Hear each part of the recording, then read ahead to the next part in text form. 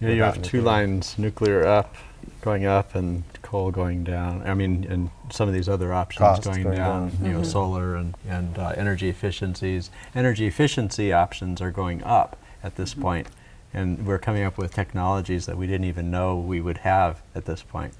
Sure.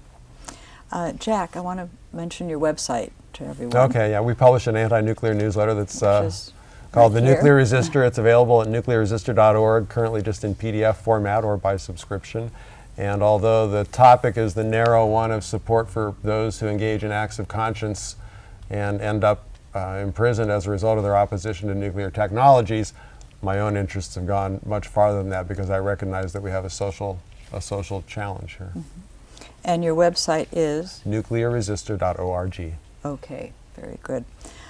We have about a minute and a half left here before I have to start closing. Is there anything else that you would like to tell people who are listening in? Another technology that I became aware of was developed in the late 70s called an O-Tech.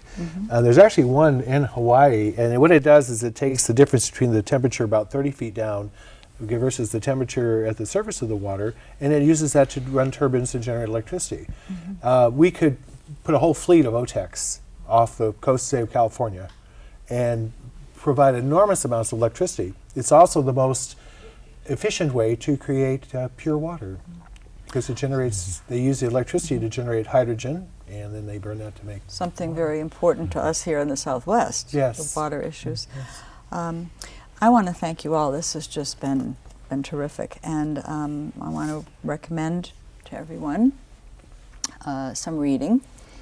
The first book is Insurmountable Risks: The Dangers of Using Nuclear Power to Combat Global Climate Change by Bryce Smith. And the second is Nuclear Power is Not the Answer to Global Warming or Anything Else by Helen Caldicott. Let me go over the websites once again, www.don'twastearizona.org, nuclearresistor.org, and one we haven't mentioned, www.nirs.org, which is the Nuclear Information and Resource Service. Jack Cohen-Joppa, Steve Brittle, and Russell Lowe's, thank you so much for being with us. Thanks it's been an incredible learning experience for me, and I hope for people who have been watching. And I'd like to leave you all with the words of Dr. Helen Caldicott on March 7th, 2006, when she said, "The generation of nuclear power is the only electricity generation that can destroy a city. And nuclear power, from a medical perspective, will, over time, induce epidemics of cancer and leukemia and genetic disease forevermore." Thank you so much. It was a pleasure to meet you, a pleasure to have this discussion, and I hope you enjoyed it as much as I did. Certainly. Very good.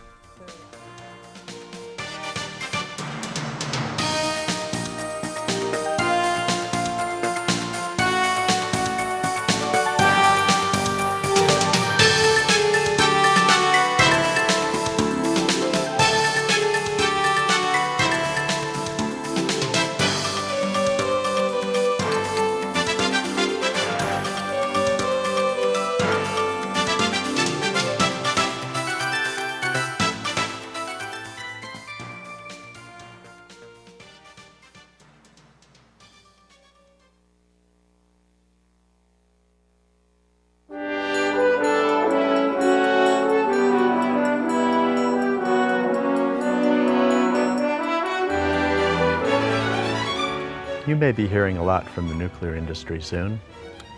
It is promoting the myth that nuclear power is carbon-free. They claim that it can help solve global warming. They say that nuclear power is a CO2-free, greenhouse gas-free power source. Nothing could be farther from the truth, but they are using this cover to promote sales of supersized nuclear reactors to American ratepayers and taxpayers. The nuclear industry has already arranged billions in subsidies from our Congress using this false information. Long before a reactor is built and running, substantial amounts of coal and oil are consumed. It takes 20 steps to produce nuclear energy, and 18 of those 20 steps require fossil fuel to get the processed uranium to produce electricity. Mining of the uranium requires energy from oil. The milling of that ore also requires oil. It is made into a gas using oil. Enriching the fuel takes mostly coal energy. It is then converted back into a solid using oil.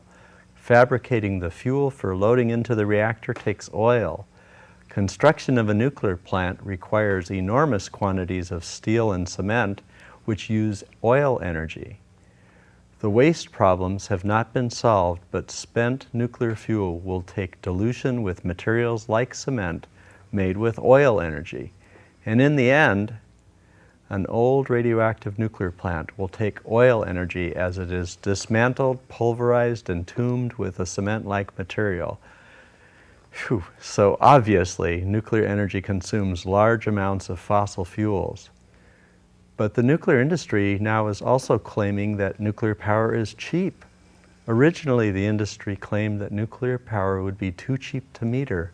Now the industry is famous for its cost overruns and plants that were never finished because of high construction costs.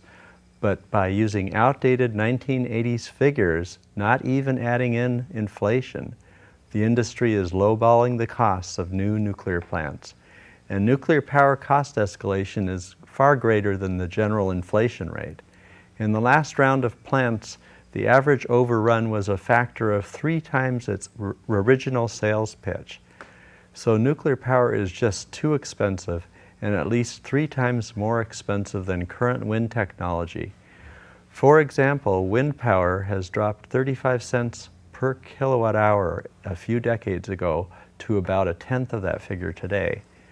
There is a real danger here that Congress may approve new subsidies for nuclear power and wipe out funding alternatives.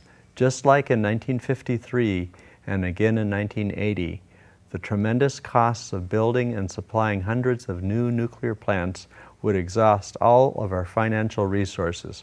We cannot invest in nuclear power again. We must invest our dollars in low-cost renewable energies and energy efficiency. Let's put our money into longer-term solutions.